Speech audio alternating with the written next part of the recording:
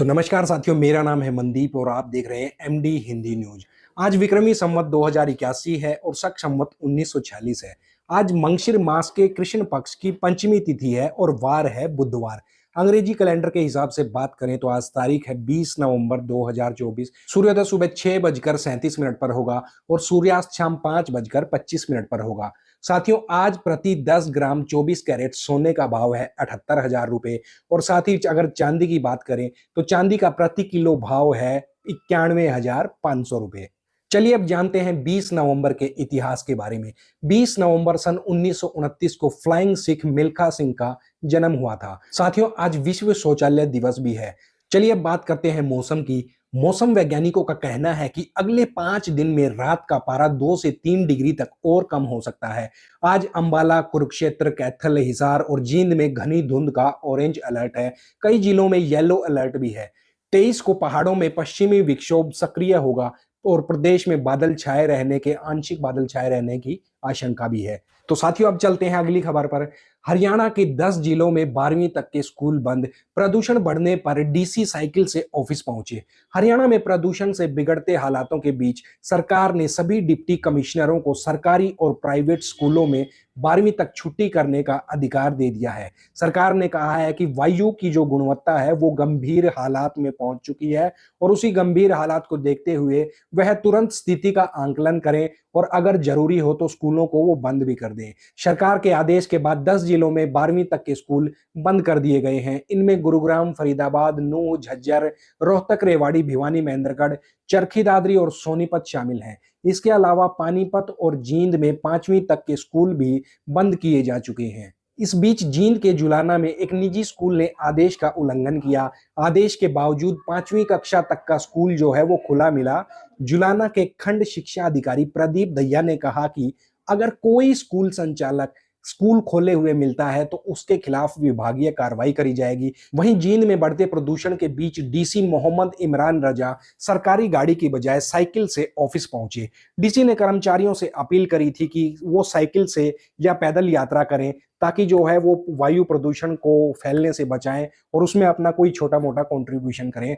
हरियाणा विधानसभा ने आज हरियाणा संविदात्मक कर्मचारी सेवा की सुनिश्चितता विधेयक 2024 को पारित कर दिया है। मुख्यमंत्री श्री नायाब सिंह सैनी ने इसे युवाओं के लिए ऐतिहासिक दिन करार देते हुए अपने वादों को पूरा करने की प्रतिबद्धता जो है वो दोहराई है। मुख्यमंत्री ने कहा है कि इस विधेयक के माध्यम से 1,20,000 कच्चे कर्मचारियों को नौकरी की सुरक्षा की गारंटी दी जा रही है। इसके अलावा मासिक आय 50,000 रुपए से अधिक वाले कर्मचारियों के लिए भी सेवा सुरक्षा सुनिश्चित करने की दिशा में ये बिल लाया गया है। विश्वविद्यालय कर्मचारियों की सेवा सुरक्षा पर भी सरकार सकारात्मक कदम उठाने जा रही है।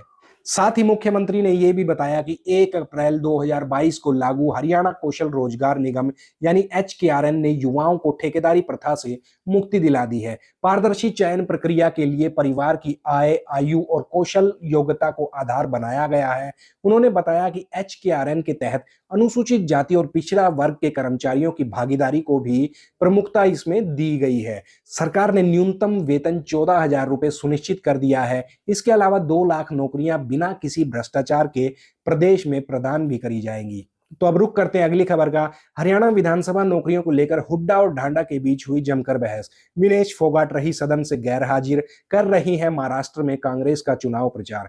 हरियाणा विधानसभा का 4 दिवसीय सत्र मंगलवार 19 नवंबर को समाप्त हो गया है। सत्र के आखिरी दिन की कार्यवाही की शुरुआत में कांग्रेस MLA अशोक अरोड़ा ने चंडीगढ़ में नई विधानसभा का जो बनने वाली है उसका मुद्दा उठाया। उन्होंने पंजाब की आपत्तियों को गलत ठहराया। उनका साफ कहना था कि पंजाब जो आपत्ति उठा रहा है वो बिल्कुल सरासर गलत है। उन्होंने कहा कि चंडीगढ़ पर हरियाणा का भी हक है। इस पर स्पीकर हरविंदर कल्याण ने अशोक अरोड़ा को वहीं पर टोक दिया। उनका कहना था कि यह 2 राज्यों के बीच का मामला है, इस पर सदन में चर्चा बिल्कुल भी नहीं होनी चाहिए। वहीं सरकारी भर्ती पर पूर्व CM भूपेंद्र सिंह हुड्डा और शिक्षा मंत्री महिपाल ढांडा के बीच में बहसबाजी हो गई, उनके बीच में टकराव हो गया। हुड्डा ने कहा कि राज्य के बेरोजगार युवा नौकरी के लिए दूसरे प्रदेश में जा रहे हैं। यहाँ PhD और MPhil करने वाले बच्चे चपरासी की नौकरी की लाइनों में लगे हुए हैं। इस पर ढांडा ने कहा कि कांग्रेस सरकार ने घंटे के हिसाब से लेक्चर भर्ती किए थे, लेक्चररों को भर्ती किया था और उन्हें घंटे के हिसाब से पेमेंट दी जाती थी, जिसे पूर्व सीएम मनोहर लाल खट्टर ने आते ही खत्म कर दिया था। इस सेशन में जींद के जुलाना से पहली बार एमएलए बनी इंटरनेशनल रेसलर विनेश फोगाट गैर हाजिर रही। वह पहले वायनाड में प्रियंका और राहुल के प्रचार के लिए वहां पर गई थी। इसके बाद महाराष्ट्र में उन्होंने वो चुनाव प्रचार करने के लिए हाल फिलहाल वहां पर वो गई हुई है। साथियों, अगली खबर का रुख करते हैं अब। हरियाणा बीजेपी की हार जीत पर हुई समीक्षा बैठक। विधानसभा चुनाव में 42 सीटों पर हारे कैंडिडेटों को बुलाया गया, इंटरनल रिपोर्ट भी कराई जाएगी तैयार। हरियाणा में हाल ही में हुए विधानसभा चुनाव के परिणामों की बीजेपी समीक्षा कर रही है, उन्हें वो देख रही है। इसके लिए पंचकुला के पंचकमल ऑफिस में मीटिंग चल रही थी। मीटिंग की अध्यक्षता उस समय प्रदेश के अध्यक्ष जो हैं बीजेपी के मोहन लाल बड़ौली वो कर रहे थे। इसके अलावा मीटिंग में प्रभारी सतीश पूनिया, राष्ट्रीय महामंत्री जो हैं दुष्यंत गौतम, संगठन मंत्री फणींद्र नाथ शर्मा, अर्चना गुप्ता, पूर्व विधानसभा स्पीकर ज्ञानचंद गुप्ता, पूर्व मंत्री असीम गोयल, सुभाष कालसना, दूड़ा राम, कैप्टन अभिमन्यु, संतोष सारवान, डॉक्टर पवन सैनी, सुभाष सुधा, ये सब लोग उस समय वहां पर मौजूद थे। पहले दिन 4 अलग अलग बैठकें होंगी, जिसमें हार जीत के कारण तलाशे जाएंगे और एक आंतरिक रिपोर्ट बनाई जाएगी। 42 हारे हुए कैंडिडेटों को पंचकुला में बुलाया गया है। ये कैंडिडेट हार के कारणों को पार्टी फोरम के सामने रखेंगे कि किस वजह से हम हारे हैं, उन कारणों को ये जो है संगठन के सामने रखेंगे। इसकी एक कंपाइल रिपोर्ट तैयार करी जाएगी। बाद में हर विधानसभा वाइज हार के विलेन तलाशे जाएंगे। इसके बाद चुनाव प्रबंधन कमेटी की बैठक होगी। हरियाणा में कुलदीप बिश्नोई चुनाव प्रबंधन कमेटी के संयोजक बने थे, पहले बने थे वो, मगर वह 4 विधानसभा तक ही सीमित थे। इस पर कुलदीप बिश्नोई से भी सवाल जवाब किया जा सकता है। इसके अलावा विधायक दल की बैठक में जीत के कारण और कम अंतर पर जीत के कारणों के बारे में पूछा जाएगा। वहीं अंत में सदस्यता अभियान को लेकर बैठक होगी। मुख्यमंत्री श्री नायब सिंह सैनी ने कहा है कि प्रदेश में किसानों के खेतों से गुजरने वाली हाई टेंशन बिजली की लाइनों के लिए मुआवजा नीति बनाई गई है। नीति के तहत किसानों को टावर एरिया की जमीन के लिए मार्केट रेट का 200% मुआवजा देने का प्रावधान बनाया गया है, प्रावधान किया जा रहा है। साथ ही साथ खेतों से गुजरने वाली लाइन के नीचे की भूमि के लिए किसानों को मार्केट रेट का 30% तक का मुआवजा देने का प्रावधान है। उन्होंने कहा कि झज्जर के किसानों ने खेतों के ऊपर से गुजरने वाली हाई टेंशन तारों के संबंध में उनसे मुलाकात करी थी। इस समस्या के समाधान के लिए सरकार ने तत्परता से इस पर काम करना शुरू भी कर दिया है। अगली खबर पर चलते हैं। यूक्रेन जंग के बाद पुतिन पहली बार आएंगे भारत। रूस बोला तारीख जल्द तय करेंगे। पुतिन 3 साल पहले 4 घंटे के लिए भारत आए थे। रूस यूक्रेन जंग के बाद राष्ट्रपति व्लादिमीर पुतिन भारत में पहली बार यात्रा करेंगे।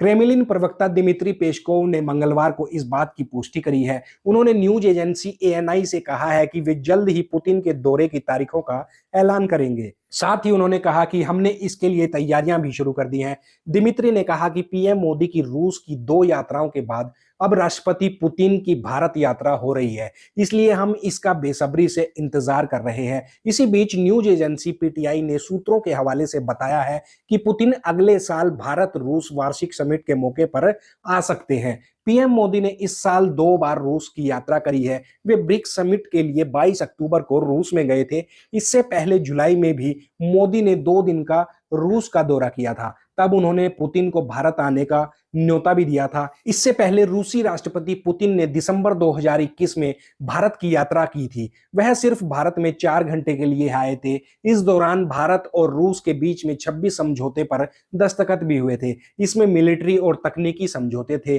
दोनों देशों ने 2025 तक 30 अरब डॉलर यानी कि 2,53,000 करोड़ रुपए सालाना ट्रेड का टारगेट भी रखा था। अगली खबर भी है G20 समिट को लेकर। G20 में मोदी बोले जंग से दुनिया में खाने का संकट बढ़ेगा, गरीब देशों पर इसका सबसे ज्यादा असर दिखाई देगा। मोदी बाइडेन मैक्रो मेलोनी से मिले।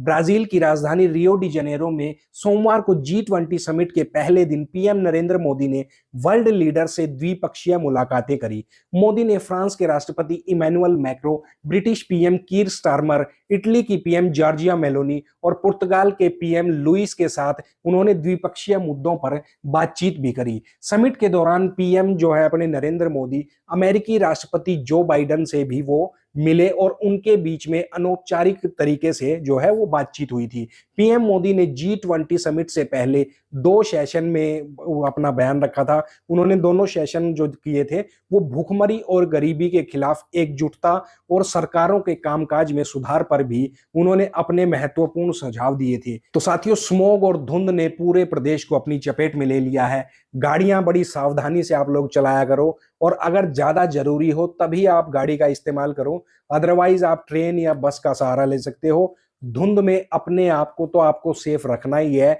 साथ में जो लोग रास्ते पर चल रहे हैं गाड़ियों में, साइकिल पे, बाइक पे, उनका आपको ज्यादा खासकर ध्यान रखना है, कहीं कोई हादसा ना हो जाए, इसलिए बहुत ही ज्यादा सावधानी भी बरतनी है। और इस धुएं और स्मोग में आपको बच्चों का और खासकर जो बुजुर्ग है उनका बहुत ध्यान रखना है, क्योंकि जो वातावरण है वो AQI 500 तक जा रहा है और दिल्ली में तो आनंद विहार में 1500 AQI पहुंच गया था। तो वहां की आप हालत समझ सकते हो कितनी बुरी रही होगी, सांस लेने में वहां कितनी दिक्कत हुई होगी। तो साथियों, हम लोग भी जो है दिल्ली जाते हैं तो देखते हैं कि जो ट्रेनों से सफर करके बाहर के आदमी जब यहाँ आ रहे हैं तो उनका भी दम घुटता है। हम तो हैबिचुअल हो चुके हैं, हमें इतना पता नहीं लगता है, मगर जो बाहर से आदमी आता है आप उससे पूछ कर देखें कि उसे सांस लेने में कितनी दिक्कत है। तो हम लोगों को इस चीज का कितना मतलब ये भुगतना पड़ रहा होगा, आप समझ सकते हो इस बात का, क्योंकि हम पिछले लगातार 10 सालों से आप देख ही रहे हो स्मोक जो है बहुत बुरे तरीके से असर डालने लगा है। और इस बार खासकर इसलिए बढ़ गया है क्योंकि पाकिस्तान की तरफ अभी आपको पता है पश्चिमी विक्षोभ बना हुआ है और पाकिस्तान से जो है हवाएं चल रही हैं। तो पाकिस्तान में कोई प्रतिबंध नहीं है पराली जलाने पे और खेतों के अवशेष जलाने पे। तो वहां जो आग लगाई जा रही है, बॉर्डर का इलाका जो आपका लाहौर का एरिया है ना, ये अपना अमृतसर, पठानकोट और ये एरिया जो है, वहां जो परालियां जला रहे हैं उस इलाके के फिरोजपुर एरिया के जो साथ टच में है, वहां जो परालियां जला रहे हैं उनका धुआं पश्चिमी विक्षोभ में जो पश्चिम से हवाएं भारत में आ रही हैं उनके साथ ही वो बहता हुआ सीधा यहाँ पे आ रहा है। क्योंकि इस बार देखे मैंने में आया था कि पंजाब में भी और हरियाणा में भी परालियां कम जलाई गई थी बनिस्पत पिछले सालों के मुकाबले। तो वहां से अब ये सीधा जो है धुआं आ रहा है जिसने जीना आराम किया हुआ है। अदरवाइज इस बार इतने हालात गंभीर होने की कोई भी संभावना नहीं थी। तो साथियों, अपना और घर के बुजुर्गों और बच्चों का ध्यान रखना। मिलते हैं आपसे कल की ताजा खबरों के साथ। तब तक साथियों, मौज लो, रोज लो, ना मिले तो खोज लो। और अपने भाई के चैनल को यार सब्सक्राइब जरूर करना। मिलते हैं आपसे कल।